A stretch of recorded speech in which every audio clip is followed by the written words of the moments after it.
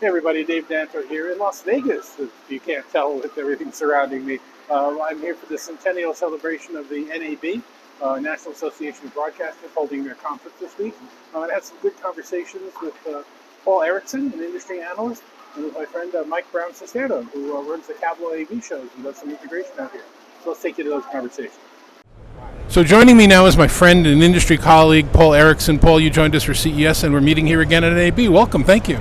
Thank you. Thanks for having me. It's always good to see you at a lot of these events that are kind of at the juncture of media and entertainment, but also professional AV, and then that merging kind of the two sectors is always increasing. Before we get into it, for people who might not know you, tell everybody who you are and what you do. So I'm Paul Erickson, principal and founder of Erickson Strategy and Insights, and it's essentially an analyst consultancy looking at media and entertainment and also pro AV, handling strategy, industry analysis, and so on. And I've been an industry analyst for almost 20 years across different firms like IHS Markit, Parks Associates, and Omdia. And now I've started up my own shop, and so it gives me the freedom to kind of, really focus on the sectors that I want to concentrate on and deal with the clients that I want to deal with. And so as such, Pro AV is a favorite sector of mine, and I run into David a lot in this arena. So it's glad to be here. A lot of conferences that we run into each other. So this NAB, I've lost count. I know I was at NAB 1983, which I think was in Atlanta. So that's got to be a lot of years of coming to NAB. I haven't missed many of them. It's a different show now than it was. Broadcasting was a very hardware-centric thing. It's now more a software-centric thing, and it's not really broadcast anymore. Now it's OTT and direct-to-home and streaming and everything. Right. So what are your big hits for this show? What are you planning on looking at in terms of themes? Well, you're right in that it's gotten away from equipment per se and looking at just the totality of delivering content to people, and now a lot of that is via streaming. And so a lot of what we're seeing here at the show, or a lot of what I'm seeing here at the show, and if I boil it down to themes, a lot of it does focus around how to innovate in the arena of streaming, how to differentiate, and you'll see common themes around leveraging ML and AI. You'll see a lot of thought around how to best deliver engagement, right? How to grab the viewer, how to sustain that attention over time, because that leads to less churn and higher monetization, blah, blah, blah. And overall, I think you'll see a lot of vendors looking at how to leverage, in the software arena, looking at services over the cloud, right? A lot of AAS going on, a lot of SaaS. And so you see remote production happening. You see a lot of other things where I think there's a tremendous amount of innovation focusing on how to use both cloud and AI, but I think the issue with the cloud is then that falls back on the quality of the connectivity, which is a different beast to handle, provided that you can get the type of pipe that you need for very low latency and everything that makes remote editing and everything very possible, right? Remote workflow. So there's a lot going on, but you're right. A lot of it focuses around non-hardware topics these days and innovation in non-hardware arenas. There are certainly a lot of the traditional vendors here. They handle all of the things related to cameras, microphones, switchers, everything that's hardware. But yes, it's more of a total proposition now. So you'll see. Yeah, it's also interesting that what is a broadcaster? They were playing with the words over the years here at NAB. For a while they were calling it broadercaster. They were talking about narrowcasting. Are we broadcasting right now? Are we doing production on an iPhone and a little USB microphone? Well, it's a different audience that's coming for different reasons. Right. You stick a camera and a microphone on somebody's desk, and suddenly they're a broadcaster. Right. And I'm at a loss for words because you're right. It's interesting to see how wild a definition, wild, that's not the right term, how loose a definition broadcasting has become, and especially at a show like this, right? Is it really broadcast? Do they even really want to mention it's National Association of Broadcasters anymore? No, because it's really about content delivery, right? Whatever conduit you're using to deliver that content is now, that it's not that it's academic, but that is now, the newest conduit is streaming. Right, it's not broadcast anymore, so that's where all the innovation is taking place to really try and get that locked down and secure and a very reliable, high-value delivering method of delivering content. And that's why we see so much focus on it here at NAB.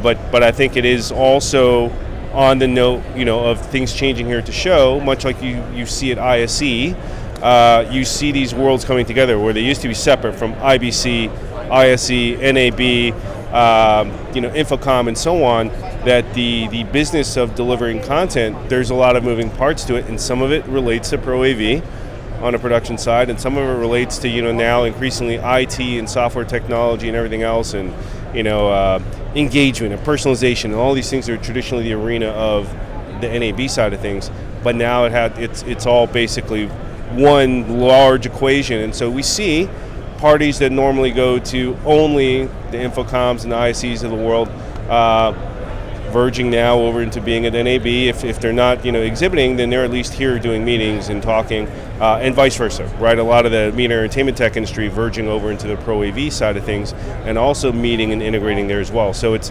very very very interesting to see. So we were talking before we started recording about your personal setup. Normally I do this Poly Weekly News show from my desk with a P15 camera and one of the Poly headsets, and I think it comes out pretty well. This is we're mobile here. I'm shaking the camera. Glad it didn't drop. I guess that's one of the themes we're seeing coming out of the show, and we'll also see at Infocom is, it doesn't take that much to be distributing content to your viewers, and there are ways to do it better than other ways. There are things to do, and I assume we'll see a bunch of vendors here that are showing some of those strategies around cameras, around microphones, around software, around streaming. It's a completely different world than it was, and people are now broadcasters when they set up their desks. Yeah, and like I said, it's about the delivery of content, right? So if you are a personal content creator, right? The industry loves that term. Or you are is a person who live streams from Instagram. Are they a narrowcaster, right? So what are these definitions? In the end, I think, we can always boil it down to delivering content, right? So you either you create content, or you're in the business of helping deliver it, whatever that means. And I think here, yes, we are seeing more people focusing on a lot of that smaller casting market, a lot of the personal content creation and delivery, because that's where they see, one, growth, two, that's where a lot of production and consumption are taking place. If we get away from the concept of production being something that you need a giant studio to do or something like that, there's just a lot of content creation going on, and a lot of consumption going on in that arena, right? I think my ex-colleagues at Omdia, put out some stats months back looking at the demographics of content consumption now, and they made a bold statement where they said if you have to be looking, if you're targeting 35 and under, you have to also be conscious of TikTok as an arena that you need to be publishing on, or tracking, because that's where a lot of viewing is taking place now. It's not where the majority of viewing is taking place. People are still looking at TVs. People are still looking at their smartphones and laptops.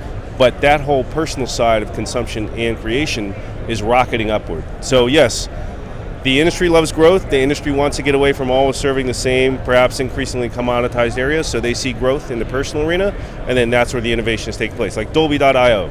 Right? Who thought Dolby would get into serving a lot of the smaller content creation community, and here they are, huge initiatives. So yeah, you picked up on a really important trend. All right, so last question, quick answer, short answers, like a sentence each. For people who are not here, what would be the top 3 or 4 or 5 things that you would look at? Not necessarily products, but categories or hardware. We'll try to leave the manufacturers' names out of it. What should they look up that's really hot if they were here? Well, I think that it's unavoidable, but I think the real thing to look for is going to be how machine learning and AI is being used to deliver tangible value to not just end users, within the consumption experience. That's one, but also using it for smarter advertising, right? So there's a lot of focus around ad tech, around increasingly monetizing the content consumption experience. One of the ways is obviously through advertising. Another one of the ways is figuring out how to get a lot of the content that you already have and to roll a fast channel out of it, right? To put into Pluto TV or to Samsung TV Plus or what have you, and that's an additional. The things we were doing at Bloomberg 15, 20 years ago. Yes, more or less. The thing, you create the content, you send it out down 1 million Omni channels. Yes, and so you cobble it together. You hopefully, and you'll see a lot of focus on increasingly personalizing what's being delivered, and that's always going on in this industry, is finding ways to get the content more personal, because people then, they keep watching, right? That recommendation is smarter about what you like, and so you keep watching it. So the smarter the recommendation is, the higher the sustained engagement, the more or less, the more money is made. Making money, I guess that's it. Yeah, so you'll see people looking at even personalizing fast, right? Putting together a custom fast channel for you, or making sure that what you're watching that fast channel, that the movies that you are going to like better are the ones that start populating that linear fast schedule. So there's a lot of focus on fast. It's unavoidable in this industry right now. Huge buzzword. I think beyond those major trends, I honestly think those are the ones that are going to dominate this. So Perfect. More intelligence, more personalization, high focus on monetization right now, because the industry is looking at reduced content spending, and so they're looking for ways to maximize the amount of money they're getting from their either reduced content budget or the existing content that they already own, and finding ways to either remonetize it or increase the level of revenue that they're getting from it. Content ROI. And don't forget, there are still a lot of toys around here that people can play with and get their fingers on. A ton of toys. Apologies, I'm not as focused on hardware, but I can tell you about trends. On the show and all the booths, and this is only one of the 3 halls that are open right now. Yes. So, Paul, if somebody wants to get in touch with you, how would they do that? Well, they can look me up on LinkedIn, Paul Erickson, Erickson, or you can simply go to my website at ericksoninsights.com. Well, thanks very much for being here. Enjoy the rest of the show. You too. Thanks for having me. Joining me now is my friend and industry colleague, Mike Brown-Cestero. Mike, welcome. Thank you for joining us. Thank you for having me. Love seeing you in Vegas. I'm in Vegas more often than I'm home, unfortunately, but you live here, so you're definitely in Vegas more often than I'm in Jersey, which is a little, I should be ashamed because my brother lives there, but that's life. Vegas is one of the Hawaiian Islands. You know that, right? Yes, it is the 7th island? 7th, 8th, whatever they call it, yes. So why are you here at NAB? Why are you at this conference? Well, look, NAB is a great show for technology of all kinds. As an AV integrator, I'm not looking for a drone. I'm not here to buy a helicopter. But I will see, microphones, microphone processing. I remember the first time I saw a beamforming conferencing mic, we use them all the time now in conference rooms. I saw it at NAB because that just happened to be the next show up for that manufacturer when they were rolling that product out. And that was about, 5-6 years ago. So I am always on the lookout. It's easy for me. Like you said, I'm in Vegas, right? So come on down. Sunday, it's a beautiful Sunday, but because it's Sunday, I think the show will be a little bit less crowded than tomorrow. So it's easy for me. Drive on down, check out the show, check out some product, visit with some old friends, and use it as a springboard into my contracting side, and use that technology, that learning, and apply it for our clients.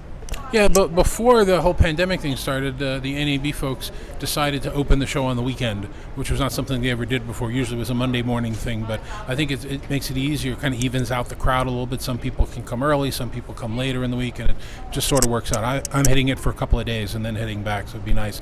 As long as we're talking about conferences and trade shows, I know that you've started up a series of them. You have one coming up. Why don't you tell us tell us about it? Right, so about this time 3 years ago, while I was perfecting my living room putting game under lockdown here, well, it wasn't lockdown, but the close down here in Vegas, I created a regional AV trade show, Pro AVL trade show called Cavlo. And we are now, the first one was 2 years ago here in Vegas, May of 2021. So we're about to do our 5th event. We've been to Nashville, we've been to Texas. And really, we're trying to reinvent, or some would say go back to what trade shows used to be, which was more about people, relationships, not just about boxes on a shelf or boxes on a wall, or here's a thumb drive with our latest product offering, but more about meeting with people, figuring out where a particular manufacturer might best serve a particular integrator or end user, and do they have the product for that, yes or no? What are the applications? I'm trying to take a lot of the hype out of a trade show. It's interesting. At CES a few years ago, just before the pandemic, I was trying to leave, I think it was the North Hall, and one of the car manufacturers was there, and I couldn't get out to the door because they built the booths so big that you had to walk down 5 aisles. And as I was leaving, I kind of peeked in an open door, and they had a full kitchen. They literally built it, not for a display, for their own use. They built a kitchen in their booth. And I've been saying for years here at NAB and everywhere else that these behemoth booths for small companies, some of the satellite companies were some of the biggest offenders, this awesome, huge arch in an empty space. And you have to walk around it, and you're tired by 3 or 4 days. Why do they need that much space when they're not actually showing anything? So that's one of the things that your show kind of resolves, in that everybody's got the same space, right? Correct. And we do have a bit of a, I was going to say cult following. That's probably not a great term. We have a very loyal following with some smaller manufacturers who love the fact that one of the key elements of our event is booth, what we call booth parity. So you can have any booth size you like, as long as it's one of the 3 that we're selling. If you've got the 2-story booth with the water slide and the chocolate fountain, yeah, don't bring it, because we're not loading that in. You can have a 10 by 10, a 10 by 15, or a 10 by 20. Those are your options. And so when you've got a smaller manufacturer that maybe has a yearly budget of, I don't know, $250,000 for trade shows, right next to a company that maybe has a 2.5 or $3 million or $4 million a year trade show, that starts to level out the playing field a little bit. And some of these smaller manufacturers that make quality products, some of which your typical end user may have never heard of, but they go into a lot of conference rooms. These smaller manufacturers can now shine equally as with the big brands. And you also avoid the problem. We haven't had any issues with hired actors and actresses standing in the booth looking pretty, looking nice, and don't have a thing in their mind about how the products work or anything else that's going on. It avoids that because you bring people there that actually know their products, and then you can have real conversations about it. Well, and it's funny you should mention that. We do have, because the booths are smaller, we tend to have everybody in any given booth works for the company. Sometimes it's the local rep, but many times it's an actual employee. But we actually have a clause in our exhibitor application, very clearly states, anybody that works in your booth must be a bona fide employee of the company. And the reason for that is we don't want any of our attendees, we don't want an end user, we don't want an integrator, we don't want a broadcast person to come up to a booth that they're excited to come visit, and that's why they came to the show, because they heard so-and-so was exhibiting and they can finally see that widget or that amp or that switcher or whatever it is. And it just turns out that somebody may be very nice and very polite and very professional, but doesn't know a thing about the product. What good is that? What was the point? What was the point, right? So we actually have a clause about that in our exhibitor application. That's very cool. So what'd you bring me? I brought you, this is the very first, so hold it up so the camera sees it. We actually give all of our panelists who speak at Cavlo, because we have discussion panels at every Cavlo, we always give them a little swag prize, gift of some sort, thanking for them for their time and sharing it with us. And this is the one for this year, and you are the first recipient. Admittedly, you are not a panelist, but well, I was going to be a panelist. I made an executive. I was going to be a panelist, That's but true. Unfortunately, we had a scheduling problem, which I'm not going to get into I on made this an call. executive decision, so it's okay. I checked with myself. Myself said it was okay, and there you go. So what are the dates of the next show? May 3rd and 4th, right here in Las Vegas. And if somebody wanted to find out more about it, either to attend or to exhibit, or what's the process they should follow? Super easy. The first thing you can do is go to our website, www.cavlo.tech, T-E-C-H. And then you can go to the attend page, you can go to the learn page, you can go to the exhibit page, whatever you want. It's not a huge website, so it's easy to navigate. And what about if somebody wanted to reach out to you personally? How should they do that? Oh, the easiest way would be via email, mike@cavlo.tech. Mike, thank you very much for being here. Thank you for telling us about what you're doing here at NAB and for your shows, and for doing what I really feel strongly about, is bringing agnostic content to the industry so that people can learn and make good decisions. We appreciate that. My pleasure, and as always, good to see you, and thanks for having me. Good to see you as well. Hey, thanks very much for joining us. We'll see you next time.